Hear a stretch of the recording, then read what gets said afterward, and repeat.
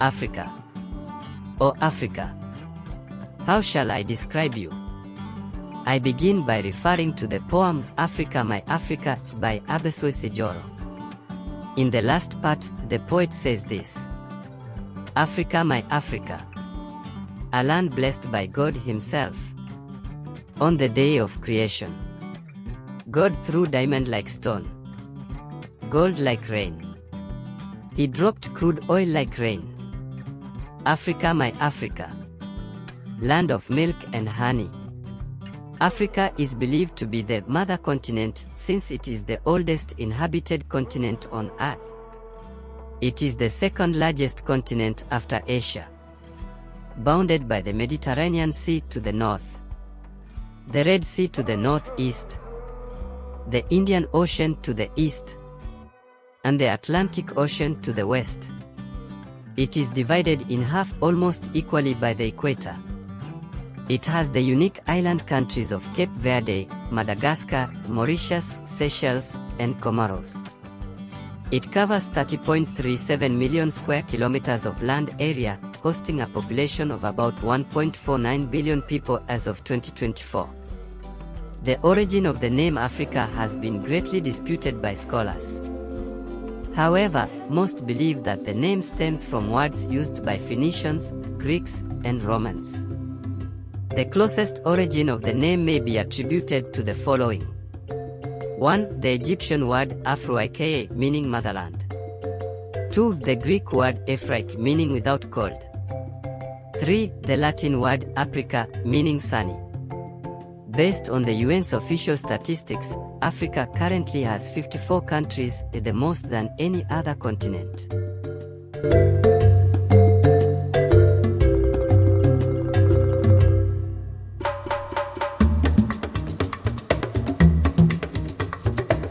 Its people and cultures. Africa is peculiar in human history. It is widely believed to be the cradle of mankind, the only continent with fossil evidence of human beings, for example, Homo sapiens, Homo habilis, and Homo erectus. Africa comprises over 3,000 different ethnic groups speaking more than 2,100 different languages. The variation in the number of ethnic groups and the number of languages spoken may be explained by the fact that some ethnic groups exist in multiple countries, exhibiting little cultural differences but sharing the same language, for instance the Luo in South Sudan, Kenya, Uganda, Tanzania, the Democratic Republic of Congo, and Ethiopia. Africans practice diverse religions including Christianity, Islam, Judaism, Hinduism, and some traditional religious practices specific to different ethnic groups. Surveys have shown that Christianity is the major religion practiced in most African countries. For instance, Statista reported that as of 2020, 62% of the African continent was Christian, 31.4% Muslim, 3.2% practiced traditional African religion, and 3% unaffiliated. When many people hear of Africans, they immediately form the picture of black people with thicker and more dense hair.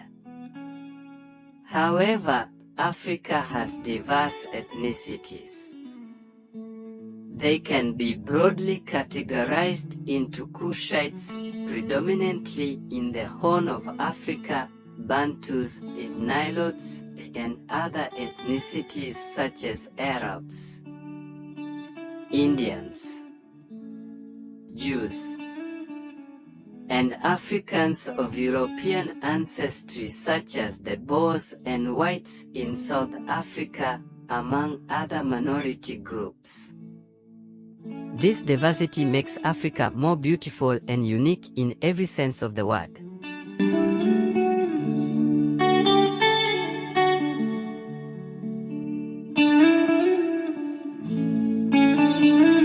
The politics.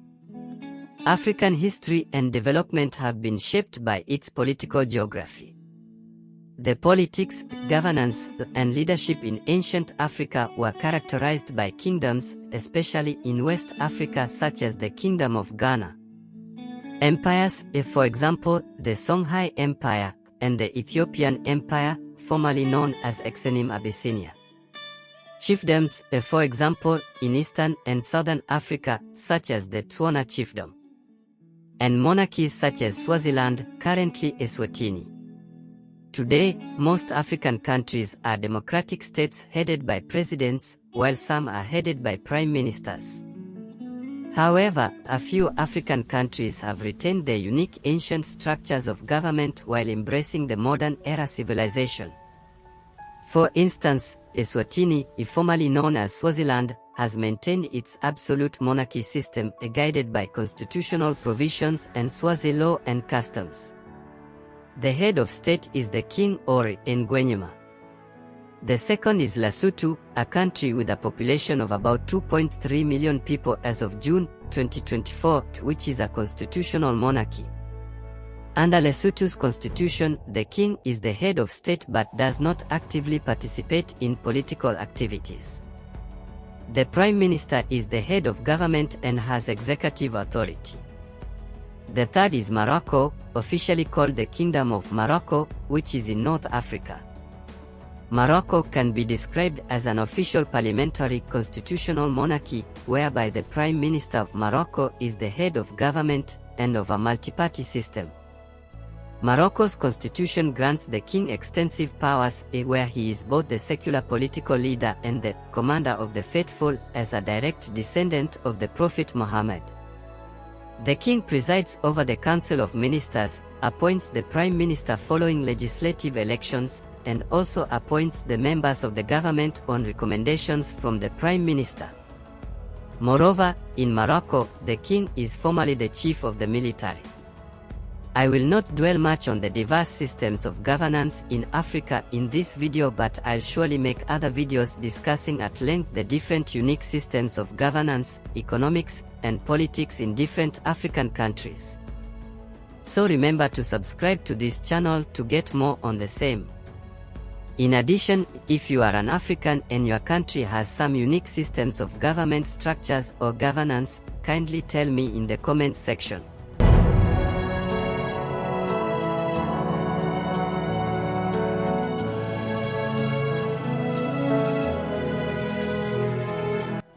The economy. The key economic activities in pre-colonial Africa were trade, agriculture, manufacturing, and mining. During this period, Africa's economy was driven by extensive trade routes that developed between cities and kingdoms. Some trade routes were overland, some involved navigating rivers, and others developed around port cities. Following the trade interaction among communities, large African empires became wealthy due to their trade networks. The ancient Egypt, the Oyo Empire, the kingdoms of Ashanti, Mali, and Nubia are some examples of the powerful kingdoms that emerged. Moreover, some parts of Africa developed close trade relationships with Arab kingdoms such as the Ottoman Empire, an interaction that saw Africans beginning to convert to Islam in large numbers, especially in West and North Africa. Today, the economy of Africa comprises agriculture, industry, trade, and human resources. With the increasing digitalization across the continent, the tech industry and innovation is also booming. Whereas the African economy continues to experience growth, rising conflict and violence across the region pose a dampening effect on economic activity. You have probably seen reports of Boko Haram activities in Nigeria, the extremist groups across the Sahel region, the Al-Shabaab in Somalia, the civil wars in the DRC, Ethiopia, Sudan, and South Sudan, the bandits in northern Kenya, just to mention a few. Moreover, climate shocks have also exacerbated fragility in economic progress. I'll make videos giving in-depth analysis on these topics, so kindly subscribe to get my thoughts on these pressing issues.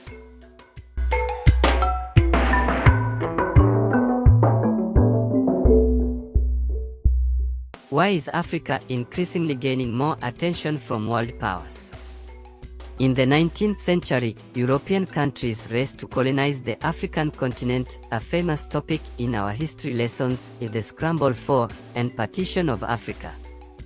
The African territory was divided amongst Britain, France, Germany, Portugal, Spain, Belgium, and Italy, except for Ethiopia and Liberia. The Europeans partitioned Africa to the borders of the countries we have today. A wave of the fight for independence rose, beginning with Ghana gaining its independence in 1957 to Namibia in 1990. This century-long interaction resulted in a relationship between Africa and the world that will never end. It comprised a dark past of slavery, exploitation of African resources, human rights violations, and disunity among Africans. Post-colonization, there has been some degree of neo-colonization, exploitation, collaboration, and trade between Africa and the rest of the world. Based on the UN estimates as of June 2024, Africa's population is about 1.49 billion people, equivalent to 17.89% of the world's population. Africa is the continent with the youngest population worldwide. As of 2023, about 40% of Africa's population was aged 15 years and younger compared to the global average of 25%. It is richly endowed with natural resources such as minerals that are ideal for the 21st century. It possesses about 40% of the world's gold. It possesses up to 90% of chromium and platinum. It has the largest percentage of cobalt, which is used to power smartphones. It is estimated that about 60% of the world's supply of cobalt emanates from the southeastern provinces of the DRC. Despite the richness of resources, Africa still faces significant levels of poverty among other challenges. As of 2024, about 429 million people in the continent were estimated to be living in extreme poverty, with the poverty threshold at $2.15 a day. This channel therefore delves into diverse issues concerning the continent. What does the future hold for Africa? Has democracy worked for the good of Africans? Is the leadership and political environment in Africa supportive of its economic prospects? Why is Africa the victim of adverse climate change? Has the African Union lived up to its mandate for the African people? Are Bretton Woods institutions standing in the way of Africa's progress? Remember to subscribe and hit the like button. Leave your comment on the content of this video and the topics you would like me to comment on. Love you, Africa.